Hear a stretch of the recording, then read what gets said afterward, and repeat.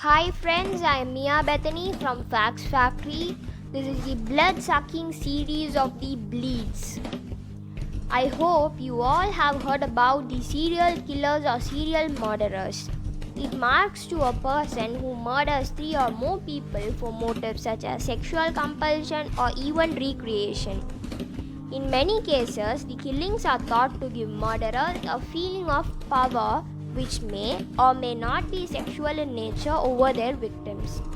The first case that we are going to overview is about the famous serial killer named as Jack the Ripper. Jack the Ripper terrorized London in 1888, killing at least 5 women and mutilating their bodies in an unusual manner, indicating that the killer had a substantial knowledge of human anatomy. The culprit was never captured or even identified, and Jack the Ripper remains one of England's and the world's most infamous criminals. All 5 killings attributed to Jack the Ripper took place within a mile of each other in or near the Whitechapel district of London's East End from August 7 to September 10, 1888. Several other murders occurring around that time period have also been investigated as the work of Leather Apron, another nickname given to the murderer. The large number of attacks against women in the East End during this time adds uncertainty to how many victims were murdered by the same individual. 11 separate murders stretching from 3rd April 1888 to 13th February 1891 were included in a London Metropolitan Police Service investigation and were known collectively in the police docket as the Whitechapel murders. Opinions vary as to whether these murders should be linked to the same culprit, but 5 of the 11 Whitechapel murders, known as the Canonical Five, are widely believed to be the work of Jack the Ripper. Most experts point to deep slash wounds to the throat, followed by extensive abdominal and genital area mutilation, the removal of internal organs, and progressive facial mutilations as the distinctive features of the Ripper's modus operandi. The first 2 cases in the Whitechapel murders file, those of Emma Elizabeth Smith and Martha Tabram, are not included in the Canonical Five. Smith was robbed and sexually assaulted in Osborne Street, Whitechapel, at approximately 1:30 am on 3rd April 1888. She developed peritonitis, which is inflammation of peritoneum, and died the following day at London Hospital. Smith stated that she had been attacked by 2 or 3 men, one of whom she described as a teenager. This attack was linked to the later murders by the press, but most authors attribute Smith's murder to general East End gang violence unrelated to Ripper case. Tabram was murdered on a staircase landing in George Yard, Whitechapel on 7th August 1888. She had suffered 39 stab wounds to her throat, lungs, heart, liver, spleen, stomach, and abdomen, with additional knife wounds inflicted to her breast and vagina. All but one of Tabram's wounds had been inflicted with a bladed instrument such as a penknife, and with one possible exception, all the wounds have been inflicted by a right-handed individual. Tabram had not been raped. Many experts do not connect Tabram's murder with the later murders because of some difference in the wound pattern. The body of Mary Ann Nichols was discovered at about 3:40 am on Friday 31st August 1888 in Bucks Row, Whitechapel. Nichols had been seen alive approximately 1 hour before the discovery of her body by Mrs. Emily Holland, with whom she had previously shared a bed at a common lodging house. Her throat was severed by 2 cuts, one of which completely severed all the tissue down to the vertebrae. The low part of her abdomen was partly ripped open by a deep jagged wound. Several other incisions inflicted to the right side of her abdomen had also been caused by the same knife. Each of these wounds had been inflicted in a downward thrusting manner. 1 week later, on Saturday 8 September 1888, the body of Annie Chapman was discovered at approximately 6 am near the steps to the doorway of the backyard of 29 Hanbury Street, Spitalfield. As in the case of Mary Ann Nichols, the throat was severed by 2 deep cuts. Her abdomen had been cut entirely open, with a section of the flesh from her stomach had been placed upon her left shoulder, and another section of skin and flesh plus her small intestines being removed and placed above her right shoulder. Chapman's autopsy also revealed that her uterus and sections of her bladder and vagina had been removed. At the inquest into Chapman's murder, Elizabeth Long described having seen Chapman standing outside 29 Hanbury Street at about 5:30 a.m. in the company of a dark-haired man wearing a brown deerstalker hat and dark overcoat and of a shabby, gentle appearance.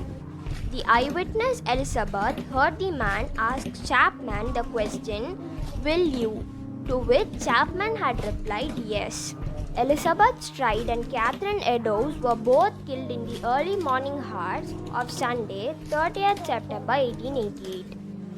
Elizabeth's body was discovered at approximately 1 a.m.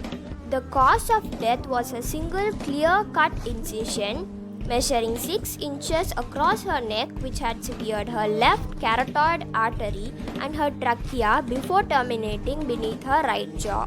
The absence of any further mutilations to her body has led to uncertainty as to whether Elizabeth's murder was committed by the Ripper or whether he was interrupted during the attack.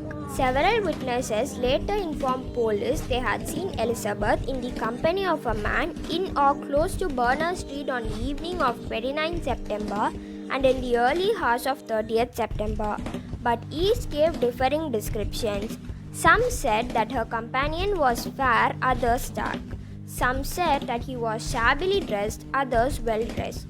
Eddowes' body was found in Mitre Square in the city of London 3/4 of an hour after the discovery of the body of Elizabeth Stride. Her throat was severed and her abdomen ripped open by a long, deep and jagged wound before her intestines had been placed over her right shoulder.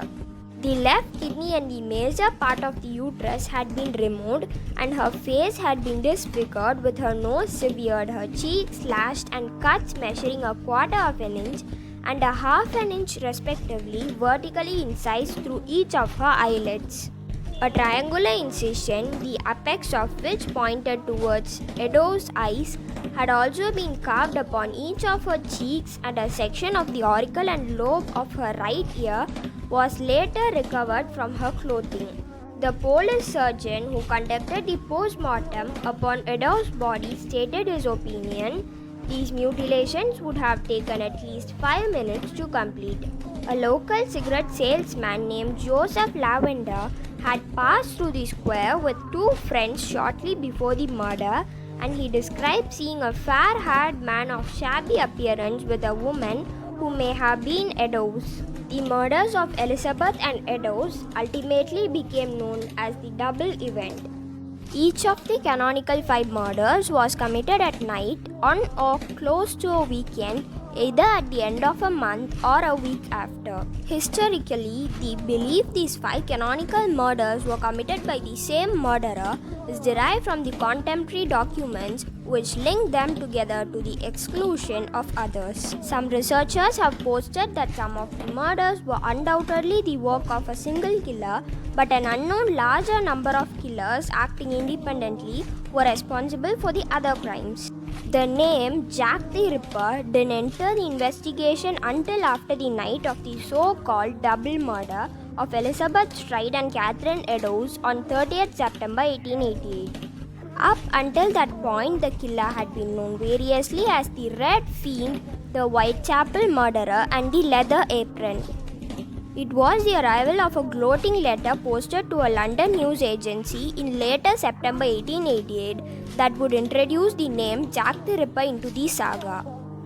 The letter in question was received by the Central News Agency at their premises in the City of London on 27 September 1888. At first, the staff of the news agency were not too concerned about the letter, and it would be 2 days before, on September 29, they would decide to pass it on to the Metropolitan Police. The letter, written in a boastful tone, was addressed to the Boss, Central News Office, London City. It was called as the Dear Boss letter. The letter read, "I keep on hearing the police have caught me, but they won't fix me just yet. I have laughed when they look so clever and talk about being on the right track. That joke about leather apron gave me real fits. I am down on words and I shan't quit ripping them till I do get buckled." Grand work the last job was. I gave the lady no time to squeal. How can they catch me now? I love my work and want to start again. You will soon hear of me with my funny little games. I saved some of the proper red stuff in a ginger beer bottle over the last job to write with, but it went thick like glue and can't use it. Red ink is fit enough, I hope. The next job I do, I shall clip the lady's ears off and send to the police officers just for jolly, won't you? Keep this letter back till I do a bit more work, then give it out straight. My knife's so nice and sharp, I want to get to work right away if I get a chance. Good luck. The police were initially doubtful about this piece of correspondence actually having been written by the killer and believed it to be a hoax. But within a day of the agency having passed it to them, two more women, Elizabeth Stride and Catherine Eddowes, were murdered in the early hours of the 30th September. The police found themselves with little choice but to take a closer look at what Jack the Ripper had written. The overall motivation of the author was evidently to laugh at the investigative efforts and to give a hint about the future murders. The identity of the killer or killers have been widely debated and over 100 Jack the Ripper suspects have been named. Though many theories have been advanced, experts find none widely persuasive and some are hardly taken serious at all. Due to the passage of time since the murders took place, the killer will likely never be identified, despite the killer's identity continuing to be a hot topic of discussion. Aaron Kosminski is one of the suspects as Jack the Ripper. He was described as insane and as a misogynist who had a prejudice against women or girls and had been confined to an asylum. He strongly resembled a man seen near Mitre Square, the scene of one of the murders, that of Catherine Eddowes on 30th September 1888. Joseph Barnett, who was born and raised in Whitechapel and worked as Billingsgate fish porter. He was the erstwhile boyfriend of Ripper victim Mary Jane Kelly and was supposedly unhappy that Kelly was a prostitute.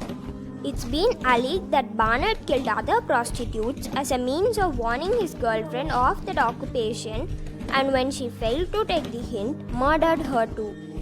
Queen Victoria's grandson Eddie, the Duke of Clarence and Avondale, has long proved a fruitful suspect. One theory has it that in the second half of 1888, the famously dissolute prince was seized by a syphilis-induced psychosis, which is a disease of depression that led him to murder the 5 Ripper victims. A second theory that Eddie's crimes precipitated an elaborate cover-up proved equally interesting. In this version of events, Eddie ran away to the East End, where he married a Catholic woman, Annie Crook, and fathered a child with her. Faced with a scandal that could potentially bring down the Queen Victoria's kingdom, shadowy establishment figures forcibly split up the couple and masterminded the elimination of the 5 female acquaintances who knew the truth.